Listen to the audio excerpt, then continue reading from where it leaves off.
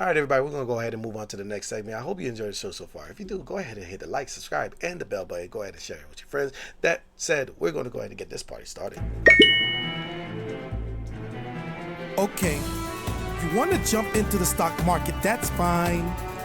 Come on armed at your own peril. So I'm here to prep you before the battle begins this weekend. Horns versus Claws. All right, everybody, we're going to go ahead and get right to it. We're going to start with the Bears. Now, they are clawing down the market, trying to hold it down, and you can see with FSLR, I already told y'all last week that they went ahead and tried to attempt to get to that fair value gap, and that's what they did. They really started filling up that gap off of that drop that they had on last week. Now, I did not take this trade, but this was a very interesting one for me to kind of keep an eye on, and you can see that we're starting to get into that symmetrical triangle. Is it going to break out to the upside or break out to the downside? That we're going to have to find out as the market continues this week. Now, the next one we're going to talk about is DDOG. Now, DDOG is getting some of the flaws that's being hit with CrowdStrike. There's a lot of cybersecurity issues going on, especially if you're going to roll out the way it is. So I think they're getting a little bit of a bad rap because of what CrowdStrike did. But that one will be cleared up. We're going to see what happens with that one. And then we got Alcoa. Alcoa has not hit my target. I have a target down here about $30. It hasn't got down to that level, so I'm going to wait till it gets there before I consider being a little bit bullish and try to attempt to go ahead and pull up to that side. Now, Costco looks like a head and shoulders. We already can see this kind of planning out, and if you look at it, this is the angle that we need to break if we're going to go back to the upside. That said, until that's done, I'm looking forward to get down to like 787, 79, 80, 90, and that would be a good spot to kind of get a nice little bounce. Now, Microsoft, again, going back to that whole CrowdStrike situation, Microsoft needs to fill this fair value gap. Was it CrowdStrike fault or was it Microsoft fault? Can people pick this back up saying, hey, you know what, since it was CrowdStrike, it's not really Microsoft, I can go ahead and invest back in?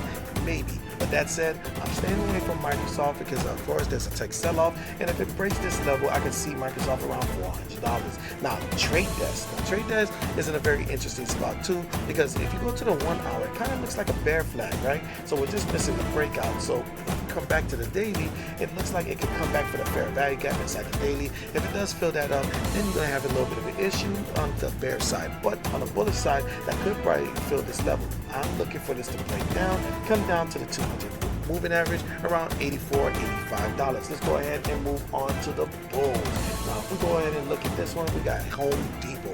Remember, I was talking about this angle. The first angle on this one was kind of a little bit sharp that had these two touches, but if you look at it, we readjust, this is it, and then we have a nice little breakout here. So if we look at Home Depot a little bit more, you probably could get a nice breakout and to take to that upper side here, and that's what I'm aiming for. Then you got IWM. It's kind of curving. You can see people are starting to pile into small caps. Let's see what happens there. DR Horton is starting to really hold its support roughly around that 170. Maybe try to aim for new highs. Let's go ahead and get into Sherwin-Williams. Now this one is in the industrial specialties, which is basically your paints and everything else. So this one is going to be very interesting at where it is, because we had this nice little doji here and it just sprung and it's holding after earnings. So that said, I want to see this maybe get around that 360 level before it starts to really pull back. Now, the next one we're going to talk about is JPM. JPM is part of the whole financial sector, but they are the leaders in financial. So they had a nice little support over here in this order block,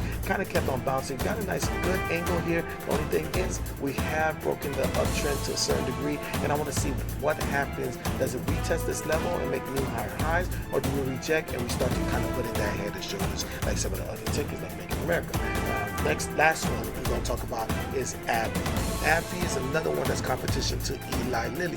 Now I want to see what they do with this fair value gap, because what they did, they used the fair value gap like an order block. If we continue this angle, we're probably going to go ahead and get into that 190 level, and that right there is your horns versus claws.